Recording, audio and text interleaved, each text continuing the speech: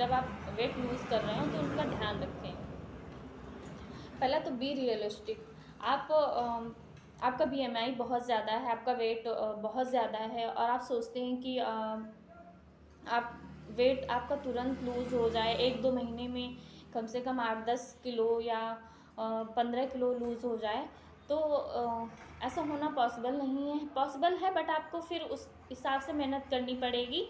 लेकिन जितना धीरे धीरे आपने वेट गेन किया है उतना ही वेट लूज़ भी धीरे धीरे ही होगा, वो आपके लिए बहुत ज़्यादा अच्छा रहता है।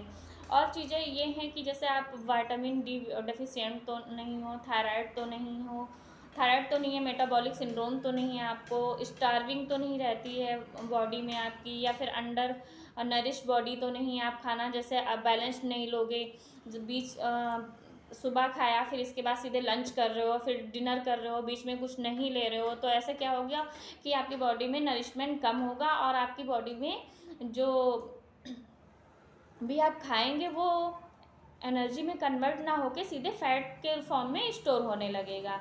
दूसरा है, हमें अपना कैलोरीज पे भी ध्यान देना चाहिए। जैसे हमको ज़रूरत है 1000 किलो कैलोरी की, तो अगर हम वेट रिड्यूस कर रहे हैं तो कम से कम 500 किलो कैलोरी कम लें, या फिर 250 किलो कैलोरी कम लें। अगर आप 500 किलो कैलोरी कम ले रहे हैं तो आपका ½ kg पर वीक कम होगा। अगर 1000 किलो कैलोरी कम ले रहे हैं तो आपका पर वीक 1 kg कम होगा। अगर आपकी हाइट 5 फीट है तो आपको 1200 किलो कैलोरी की ज़रूरत होती है। और जैसे आप जो भी खाते हैं वो न्यूट्रिएंट डेंस होना चाहिए।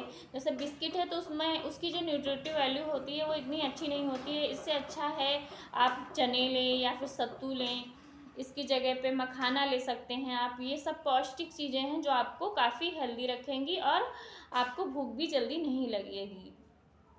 आप सैलड ले सकते हैं, फ्रूट्स ले सकते हैं इनकी जगह पे।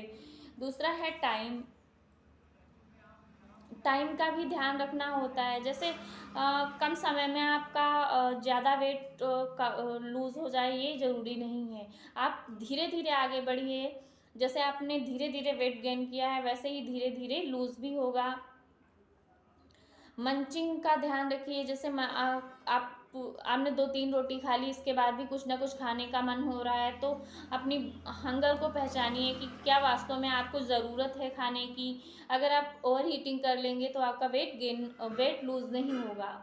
तो जब भी आपको मंचिंग फील हो तो आप थोड़ा सा चना या फिर मखाना ले लें बीच बीच में, लेकिन ज़्यादा ना खाएं।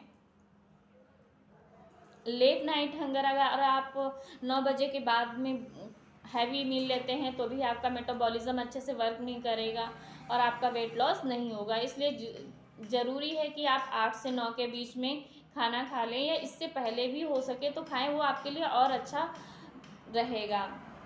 सनराइज़ होने के साथ हमारा जो मेटाबॉलिज्म होता है बहुत तेज़ होता है और सनसेट के समय हमारा मेटाबॉलिज्म स्लो हो जाता है। तो ध्यान रखें कि जब भी डिनर करें तो वो सनसेट से पहले कर लें तो और भी बेहतर है, लेकिन 9 बजे के बाद हैवी मील ना लें। फ्रूट ले रहे हैं वो आपके लिए बेहतर रहेगा, लेकिन फ्रूट जूस लेंगे तो वो आपका जो फ्रक्टोज होगा वो फैट में कन्वर्ट होगा और आपका बॉडी वेट बढ़ जाएगा। इसलिए होल फ्रूट लें, सैलेड लें। अगर आप सैलेड पसंद नहीं करते हैं तो आप अपनी डाइट में सैलेड को इंक्लूड करना ही होगा आपको, क्योंकि ऐसा नहीं है कि हमें जो चीज़ पसंद नहीं है वही वो नहीं खानी है। हमें ये भी देखना है कि हमारी हेल्थ के लिए ये अच्छा है। वेट स्टक हो जाता है कभी कभी, 5 किलो आपने कम किया 5 kg और आपका वेट स्टक हो गया, तो ये ना सोचें कि आपने जैसे किसी दिन ओवर ईटिंग कर ली या जंक फूड खा लिया उसकी वजह से हो गया। ऐसा नहीं होता है। ये सभी के साथ हो जाता है। 5 से 10 किलो करने के बाद वेट स्टक हो जाता है। तो जब भी ऐसा होता है आप अपनी डाइटिशियन के कांटेक्ट में रहें और उनको बताएं, वो आपकी डाइट को चेंज करेंगे, डिटॉक्स कराएंगे, इंटरमीडिएट फास्टिंग कराएंगे, जिससे आपका फिर से वेट लूज़ होना शुरू हो जाएगा। ये थी मेरी वेट लॉस के लिए कुछ जानकारी। अगर आपको अच्छी लगे तो प्लीज़ लाइक एंड शेयर करें।